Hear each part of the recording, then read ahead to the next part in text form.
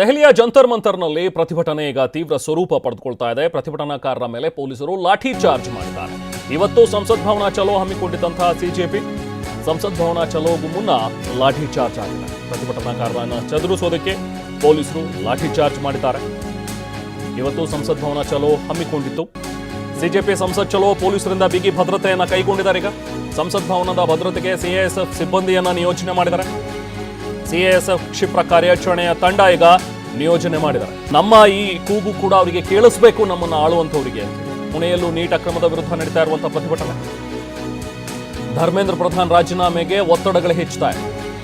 CJP ಹೋರಾಟವನ್ನ ಬೆಂಬಲಿಸಿ ನಡೀತಾ ಇರುವಂತಹ ಪ್ರತಿಭಟನೆ.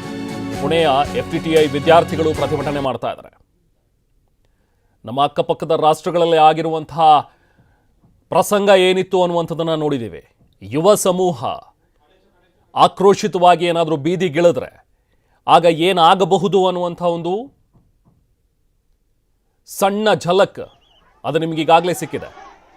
ಬೇರೆ ಬೇರೆ ರಾಷ್ಟ್ರಗಳಲ್ಲಿ, ನಮ್ಮ ಪಕ್ಕದ ರಾಷ್ಟ್ರಗಳಲ್ಲಿ ಏನಾಯಿತು, ಬಾಂಗ್ಲಾದೇಶದಲ್ಲಿ ಏನಾಯಿತು, ನೇಪಾಳದಲ್ಲಿ ಏನಾಯಿತು, ಎಲ್ಲವನ್ನೂ ಕೂಡ ನೋಡಿದ್ದೀವಿ.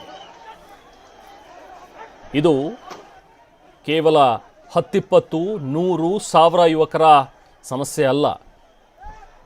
ಲಕ್ಷಾಂತರ ಯುವಕರು, ಕೋಟ್ಯಾಂತರ ಯುವ ಸಮೂಹ ಇವತ್ತು ಬೀದಿಗಿಳಿದು ಪ್ರತಿಭಟನೆ ನಡೆಸಬೇಕನ್ನೋ ಒಂದು ಪ್ರಮೇಯ ಸೃಷ್ಟಿಯಾಗ್ತಾ ಇದೆ.